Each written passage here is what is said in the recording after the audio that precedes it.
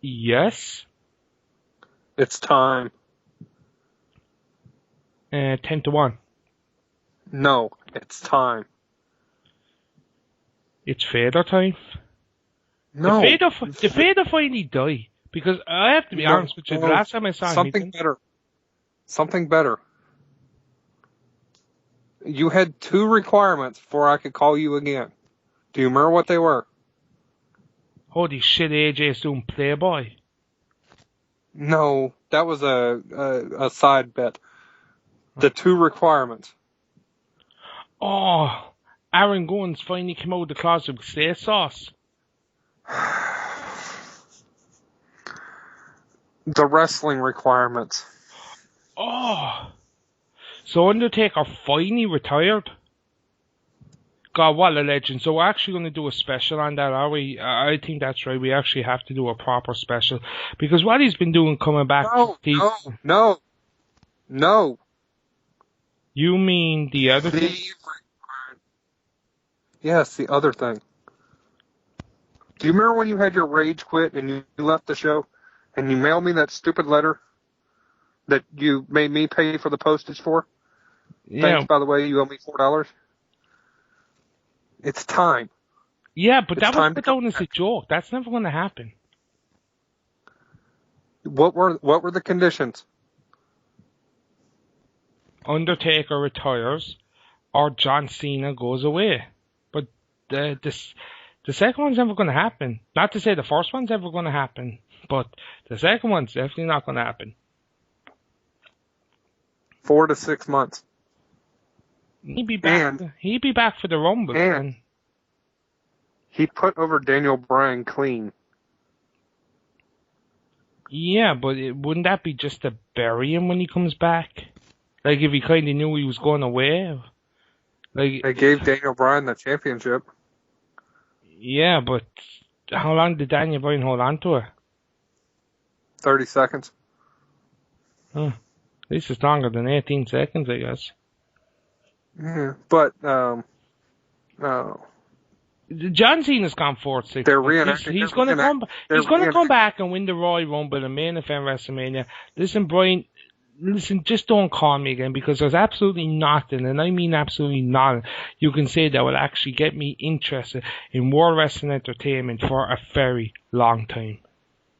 They're reenacting the Stone Cold Steve Austin versus the McMahon gimmick with Daniel Bryan as Stone Cold. Oh, I'm back, baby. I gotta go and check this shit out. I actually have to catch up on this shit. I'll give you a call back in around an hour's time, alright? Okay. Because we're skipping through all the bullshit and the ads and Michael Cole promoting the WWE app. I say it only take me roughly an hour and a half. Yeah, you can get caught up from SummerSlam in an hour. Do I have to watch SummerSlam? Wasn't that bad of a show. Huh? I check it out. Give you a call in an hour. I would have done my own YouTube show about it, but I was playing with my hat. And plus, too, nobody found you entertaining on your own. Fuck you. Hello? Yeah, hello, Brian. What's up, man? How's it been? I'm intrigued. Told you. So does this mean we can start recording shows again? Yes, it does, because there's a lot of interesting points I want to make, and a lot of interesting points and nobody's going to see coming from me, and that is this Daniel Bryan storyline will be the biggest kick in the bollocks ever to WWE fans. Mr. Negativity's back. Oh, yippee. And better than ever. And better than ever. I know a lot of wrestling fans are getting overblown with this, and I hate to be that negative guy, but I'm going to be that negative guy. Triple H is burying Daniel Bryan. We need to give it more than like 2 weeks. Now, let me explain why I mean by that. Triple H is a legend. He's been in the company over 20 years. No, he's been in the company over 20 years. A lot of people seem to forget that when Vince McMahon first feuded with Stone Cold Steve Austin, he was relatively new to an on-air persona. So he was easy as much. He ran the company, but he was still easy to despise because you were coming off the Montreal screw job. So people kind of hated Vince McMahon. But with Triple H, who was someone that gave 20 years of his life to a career, he has such a strong fan base. You're never going to turn everybody against Triple H. I guess. Triple H should not be involved in the really storyline as much as he is. Well, they had to do something to... And Brad Maddox couldn't be the referee to screw Daniel Bryan. Yeah, I agree with what he did at SummerSlam. I agree 100% with what happened at SummerSlam. That was good booking, even though when Triple H never left the ring, you knew something was up. Still good booking, still the right way to go. But the guy who should be doing this to Daniel Bryan, and you're going to shit your pants when I say this, is Brad Maddox. The way I would have actually had it done was Bryan had beat Cena clean in the ring, and then Cena shook his hand and dropped him with a F5 or FU or whatever it's called, and then had Randy Orton come down and cash in. And then just have Cena go away, and there's always that question hanging over why Cena did it. And when Cena does come back, it's a big fucking night. Yeah. So, but plant the seed now for WrestleMania. So. Yeah, and then you can finally have that big payoff match at WrestleMania between Daniel Bryan and John Cena. And Cena is a heel. Yeah. Even though I have to say, watching that SummerSlam match, Cena acted heel. Yeah, have you noticed that, well, now that AJ has turned face, supposedly, every single belt in WWE is on a heel? Every single one of them. The tag straps are on the Shield. The U.S. title's on Dean Ambrose.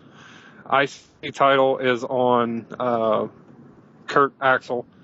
The WWE Championship is on Randy Orton, and the World title is on Alberto Del Rio. But you already knew that. There's usually a shitload of title changes at Night of Champions. Yeah. So, but now AJ is apparently a face because she quit skipping and started dropping pipe bombshells, which we need to get around to talking about that eventually. Yeah. No, I will be honest with you about that. The thing with AJ is that wasn't supposed to turn her face. That was supposed to turn her into a big heel. Because WWE have this warped reality that everyone is supposed to love Total Divas. Like, I know you're a fan. Yeah, I know you like it. That's what I was about to say. There's nothing wrong with liking it. But WWE should realize that not every wrestling fan likes that kind of shite. Well, and I'll explain my Total Divas, why I actually like Total Divas. Right now on Sunday evenings, because I'm not a Breaking Bad fan, I still could never get into it. I have nothing to watch. I can never get why you never got into Breaking. Look, that's a different thing because I missed the boat on it, and I don't have time to sit down and catch up. Since we're back recording, I will do a Breaking Bad catch-up show, and somewhere down the line, I'm probably going to start doing a Tuesday reaction show because I'll be working on Mondays, and it's Monday night before I get to see it, and then I'm tired, I'm wrecked, so it'll be probably a Tuesday reaction show because I want to run down the last 5 episodes because, my God, this season is just getting better and better. And I'm not going to spoil anything here because Brian's not the only fella. There's actually a few people I know that are waiting for it to end so they can binge watch the whole thing of it, so... That's kind of like me and How I Met Your Mother. So, yeah, but the worst thing about How I Met Your Mother is... I have binged on How I Met Your Mother all the way to the end of the series until the start of the new series. Yeah, I actually have to say one thing about How I Met Your Mother. The first couple of seasons of that are some of my favorite comedy series on TV, but it just got such... It's like a porno that never gets going. It's like, how much times we have to hear about this mother? Yeah. The mother should have been brought in season 5. Yeah. I know it's called How I Met Your Mother, but I still would have liked to see how Ted reacted to meeting the mother. I just like the end jokes on the show. that if you haven't followed the inside jokes, like if you haven't watched the first couple of seasons and you just try to start watching it, some of the references don't add up. Well, that's one thing I always say about How I Met Your Mother. It's a comedy written like a drama. What I mean in that kind of sense is that like a lot of drama shows, you have to know what's going on every week.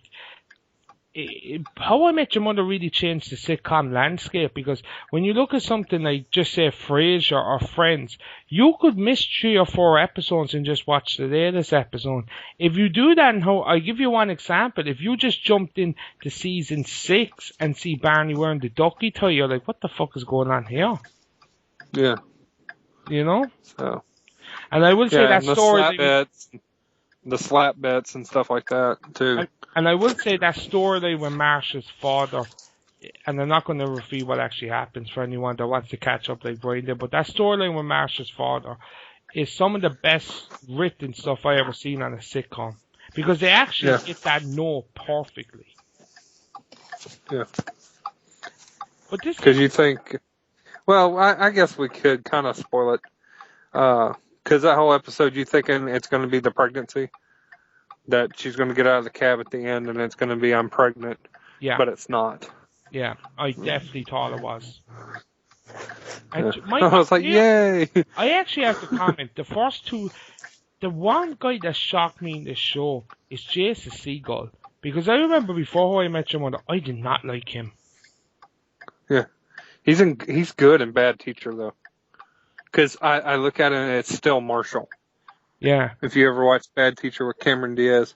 I never saw that movie, but I saw This Is 40. I got dragged to that. And he's not really good in that either. But I think How I Met Your Mother has shown that this guy can act. He just needs to get the right roles. The Muppet movie is horrible, by the way. No, I love it. The only thing I liked in that movie was watching the Marshall puppet or Muppet singing along with the guy from The Big Bang Theory, Sheldon Cooper. Yeah, no, Sheldon. Yeah, they actually have Marshall and Sheldon have a piano duel in the Muppet movie.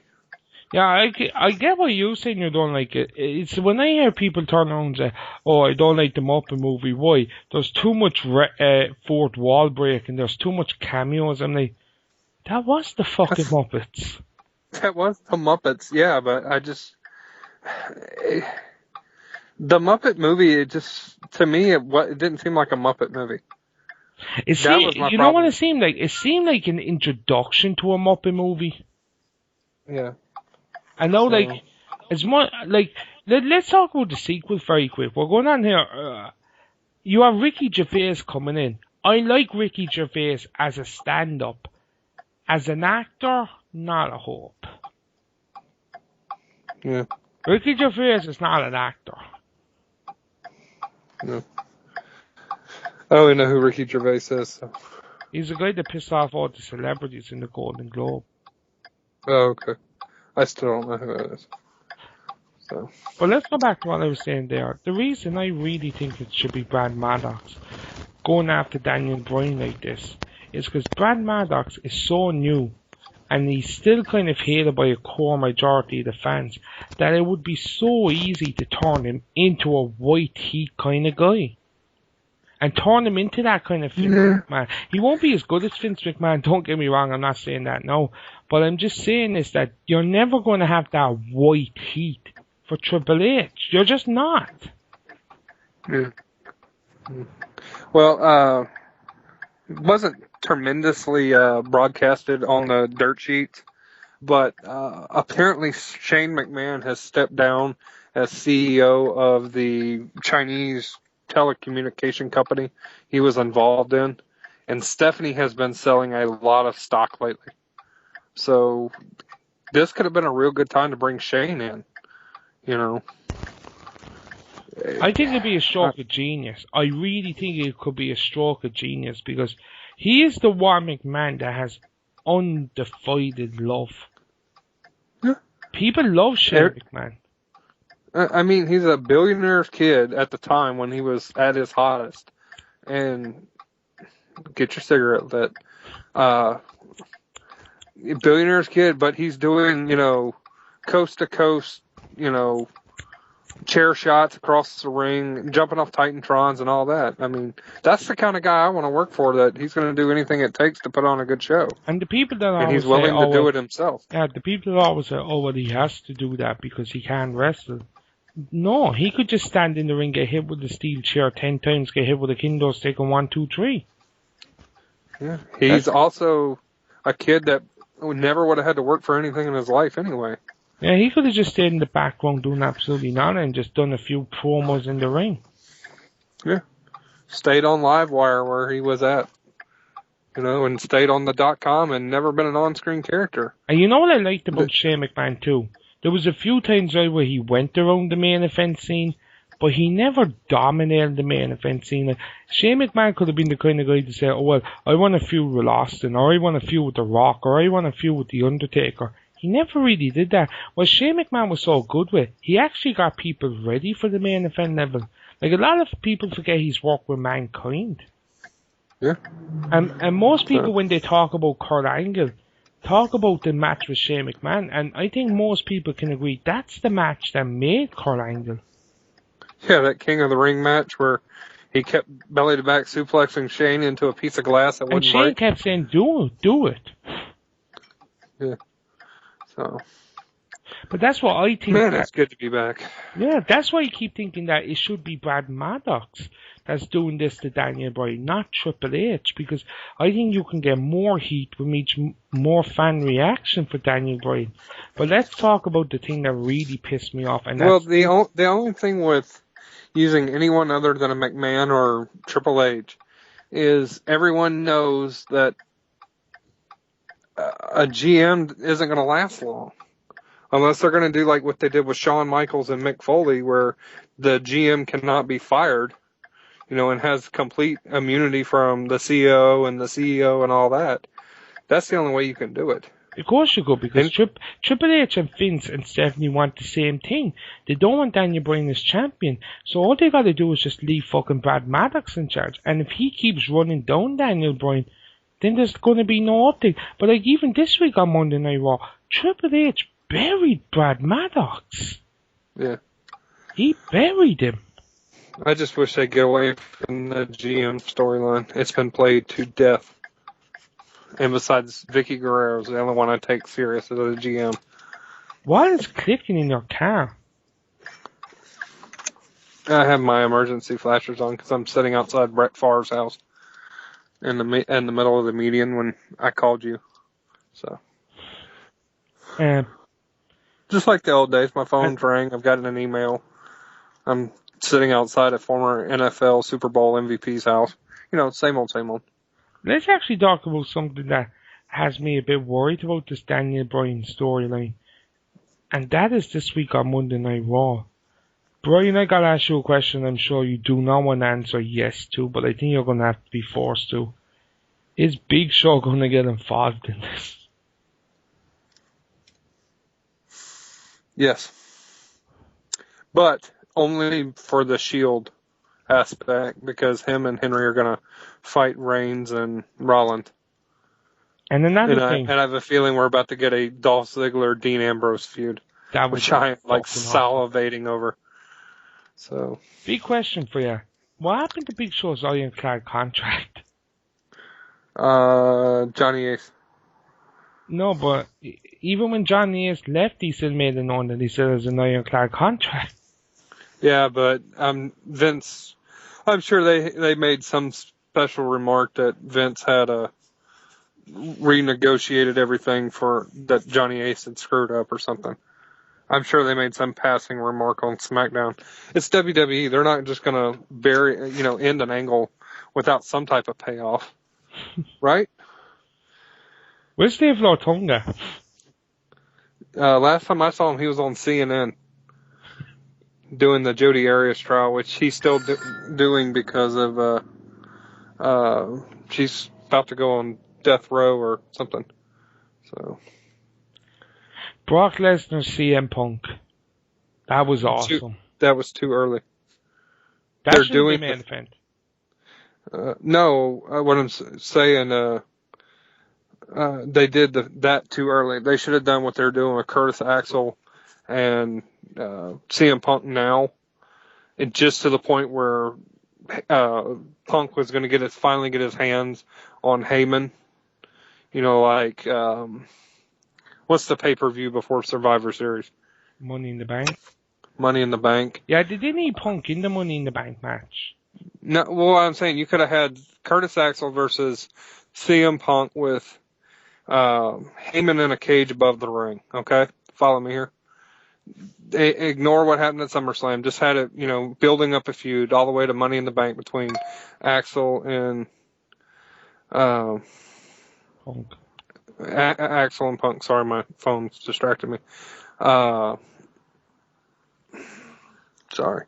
Had them feud all the way to Money in the Bank, put Heyman in one of the small, like, shark cages above the ring, that if Punk wins, he gets 5 minutes or 10 minutes with Heyman, kind of like what they used to do with Bobby Heenan. And as the cage is coming down and Punk finally gets his hands on Heyman, after 3 or 4 months of Heyman screwing him left and right, you can even do like a Money in the Bank qualifying match that Heyman screwed him out of. He finally gets his hands on Punk, cue Brock Lesnar's music, and then they have that fight at Survivor Series. That's the way I would have done it, because now Axel and Punk doesn't seem as big as Lesnar versus Punk. Yeah, but so. I'm not talking about the feud. I'm talking about the match. That match was awesome fucking insane. Yeah, it was a great match. I go as far as say that's match of the year. So far. So far, yeah, probably. I might have to watch it a couple times. Yeah, so. No, I watched it 2 or 3 times already, and I have to say it's match of the year so far. Yeah. No, I haven't watched a lot of wrestling this year, but I have to say, of what I did see, that was just awful. Way to break the kayfabe of earlier in the show, Dingledorf. I did watch it 3 or 4 times. It was the only thing I watched. That was the first thing I watched. I was like, I'm watching that again and again, and then I realized, oh shit, I have to bring Brian back. So you just broke kayfabe. Yeah, that's not what you said. So that's what she said. Yeah, but anyway, and speaking of earlier phone calls, you kind of pointed out nobody listened to my show on YouTube. I finally got the Facebook page up to 100 likes. So no, it's 99. Yeah, it's because I made Roy Zambrano a moderator again, and it takes away his like. So there's still 100. So, I am one of the creators of the show, and I'm not even a moderator on Facebook. That's because you don't have access to Facebook on a computer. It was on. I thought you couldn't post as the moderator. That's why I didn't make you one. No, I can't post videos as the moderator. Oh, okay. Well, I'll make you a moderator. Will that make you happy? No. Okay, I didn't figure it would anyway. Alright, people, since we're back, I'm just going to explain that we're not back full time. Yeah, because my work is crazy, Brian's work is crazy, and as we both stated numerous of times, so we're not going to go in depth again about it, we don't get paid for this. Yeah, it gets kind of boring too. Yeah, so what we're going to try to do is to record 1 day a week and try to record. If that. Yeah, and we're going to try to record as much as we can in that 1 day and spread it out over the week. So the days of 2-hour podcasts, I think, are done, unless there's a very special shoot to shit. Yeah, and not to mention, Gerald and I can both do our own little side projects too. Yeah. Like when he wants to do Breaking Bad. So. Yeah. Well, since the TV series are going to be coming back again, as soon as Under the Dome is done, I'm going to do a full recount on that because I haven't watched any episodes. Not without me. Yeah, but I haven't watched any episodes yet because it's halfway through the season now, so I just have to realize I'm going to wait till the end of the season and then just binge watch the whole thing. Yeah, I got to try to see if I can get from the repeats everything on the DVR because we lost our complete DVR. I lost the complete 3rd season of Walking Dead, so. Yeah, and also, I don't think I'd be the right person to do this because I watch it, but I'm not religious about it. But if Brian or he knows someone that will, we probably might get an NFL show going. Dun, dun, dun, dun. I can get Justin Henry.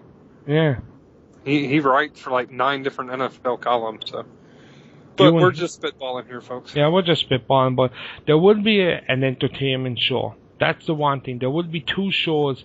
We need to clarify. There'll be an entertainment, not an entertaining show. Yeah. We don't do much entertaining shows. And also for our return, within 2 weeks, we will have a WWE called Zone Hell. Yeah, they still owe me a No Tunga shirt. We don't know what we're going to do with it, but we are going to ring up WWE shop. And I actually feel fine saying that on there because I know WWE are not listening. Yeah. But Prepare your anus. We're going in dry, bitches. Hey, I cussed on the show. Yeah, motherfucker. Yeah. No, we went the entire show without using profane language. We probably didn't. Probably didn't, but that's the first time I've cussed. So. Probably not the first time I cussed, but just to explain everything. I would like to point out that the Diva show that we recorded before this one, Now I'm Breaking Kayfabe, we didn't cuss either one on that. We did make some racist jokes, but we didn't cuss. So, yes. Yes, we're actually getting clean. We're actually growing up. Maybe this can turn into a more mature show. Maybe we can be on the WWE app one day. Yeah, maybe Michael Cole can mention us every 5 minutes. Yeah. Oh yeah, by the way, Michael Cole and JBL, I liked the Cole and JBL show before, but lately, what a pile of shit. Like, this Jewel thing is going on far too long. I quit listening to it. I got into it for a little while, and then I quit. But I do that with everything, because I got into the Art of Wrestling with Colt Cabana. So look at us plugging other podcasts. But the Art of Wrestling with Colt Cabana, I quit listening to it. About the only 2 podcasts I really listen to a lot is the Stone Cold podcast. And I've been listening to a lot of... Shit. Well, thanks for making us explicit now, dumbass. But I've been listening to a lot of live audio wrestling, The Law, which is a really good podcast. And I even have the Observer Live 30-minute show. That's my dirt sheet listening to show. Yeah, see, what we're actually going to start doing, what a lot of podcasts doing, is that we're not going to make any more guarantees that there's going to be a show every week. But when we do a show, there's going to be no more, here's an hour preview for Raw, or here's an hour review for Raw. It's just going to be one basic, probably hour show about what's going on in wrestling since we made the last show. Yeah. And as Brian said there, there's going to be a lot more solo shows, because there's going to be a lot of times where I'm not available and Brian's not available. So if we have a half an hour free, we're just going to do a show. Yeah. And there will be a video podcast every once in a while too. Yeah. I'm not done driving my truck, and using my phone. Or tipping your hat. Yeah. Hey, there is a drinking game on that. So I don't know who won yet, but I think everyone's not a drinking game. It's just that Roy Zambrano and Aaron Gunter. Yeah, it was true. Somebody tweeted me on Twitter, on one of my 3 handles on Twitter that I hardly ever use, and was like, "There's a really cool drinking game. Every time you touch your hat, we've been taking a drink." I'm like, "Well, that's a 30-minute video. You can't get that screwed up." And I watched the first video, and I touched my hat like 47 times. I was like, "Holy crap!" Somebody's gonna get alcohol poisoning. Yeah. So. All right, folks. Have a nice day. Yeah, and just before we go, just to explain this without going into too much detail like I did before, the basic format: there will be a wrestling show. I will start doing Breaking Bad shows. We will try to get an NFL show going to expand the listenership. That's not a guarantee, by the way. Walking Dead. That's always going to happen. A lot of people have actually tweeted me saying why we never did a Walking Dead finale. We were just so pissed. No, we didn't. We never did a review of the finale. Are you sure? Yes. Are you sure it's not one of the lost episodes like the No. The Night Living Dead show we did? No, because and I the Mr. was Bean in New York. podcast? I was in New York. Oh. No, sorry. You could have watched it at Boys House. It was the Sunday before I went to New York. And you were crazy busy that week. And when we came back, so the only thing we were talking about was WrestleMania. I get very few tweets about the show, but that is the one thing I always get. We never did a review on the finale. So here's a quick review on the Walking Dead Season 3 finale. Fucking awesome. Yeah, fucking awesome. That breakdown by the governor was insane. Yeah, and I like the fact that he can shoot through the eye patch. That's just fun as hell. Yeah, I know a lot of people saying, oh, it was over the top, how did he kill so much people? They went out of their way to explain that these guys are not soldiers. Yeah. I am kind of curious when they come back if it's going to pick up right where it left off or if we're going to get another time jump. I think we're getting another time jump. Yeah, because I've actually heard rumors that the kid that plays Carl is going to be replaced to explain the time difference. So. No, apparently, because I've heard that as well. Apparently, that's going to happen between season 4 and 5. Because I think I said this before on an earlier Walking Dead show. There is a strong possibility that they are going to take a big jump between season 4 and 5. Yeah, like 10 years. Not 10 years, but I think there is talks of going 5 or 6 years. Because I think they want to do a kind of situation at the end of season 4 that they do finally find sanctuary. And you could do a thing then like that, they've been in captivity for so long, then when the walkers finally do attack and they have to leave the sanctuary, what's going to happen to these people that have been living comfortably for 4 or 5 years and they're going back into this world? Because like at the States now, they're used to this world. There's nothing that can't affect them. Like I know Laurie's death hit Rick hard, but like, you gotta really look back at it. When the zombies attacked last season, it wasn't as big as a thing as when they hit in season 1 or 2. Like when someone died from a zombie in season 1, it was a big fucking deal. Yeah. In season 3, it was just like, oh well, that's right. Well, the only problem I have with season 3 is there wasn't enough zombies. That's my only issue. Seriously? There weren't. Yeah. I mean, other than like 2 or 3 episodes, like where the bus pulls up and the guy gets out and runs and lets all the zombies back into the prison when the governor invaded the first time. There wasn't a whole lot of focus on the Walking Dead itself. It was. Yeah, but I think the showrunner explained that what they were going for in season 3 was actually showing the horrors of humanity. Yeah. More than anything else, which they did a good job at. Yeah, and Michonne poked the governor. Can't forget that. Yeah, these pictures that have leaked online of the governor do look pretty good. Yeah. Like, I actually like that they're going to go to saying that the governor is just batshit crazy. All right. Yeah. I think we've blown our load on this comeback show. And I think we just got to talk about one more thing. Andrea's death. Never been a big fan of her, but I have to say that was very well done. I just wish we had seen it. No, I think it was better that we didn't. I don't know. I kind of wanted to see the zombie Andrea and Rick having to put her down. So she went out too noble. There ain't no time for nobility in the apocalypse. I would like to see the scientist. Yeah. Alright, people, as I said, we're back, but we're not going to really be back full time, but there will be a wrestling show probably next week, because I do have most of next week off, because I have some things to do at home, so I probably will be free around the same time as Brian, so we probably will do a show next week, and also this weekend I'm going to do a catch-up on Breaking Bad Season 5 Part 2. And we have to talk about retarded TNA. You know what? That's going to be our next show. Our next show coming later this week is going to be TNA Is It Retarded? Thank you. Goodbye.